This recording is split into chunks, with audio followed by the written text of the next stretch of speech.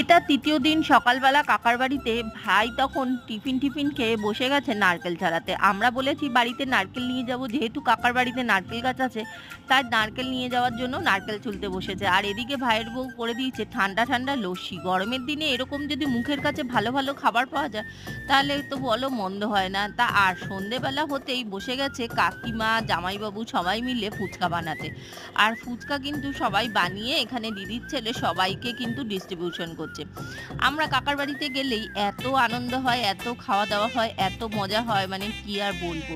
আর যার জন্য না বারবার কিন্তু কাকার বাড়িতে যেতে ইচ্ছা করে। এবার যদিও আমরা প্রায় ১ বছর পর গেছিলাম, কিন্তু গিয়ে এত আনন্দ হবে ভাবতেই পারিনি।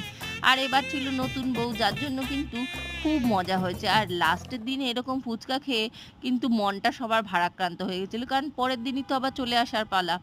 চলো আজকের ভিডিওটা এই পর্যন্তই, দেখা হচ্ছে পরের ভিডিওতে। টাটা।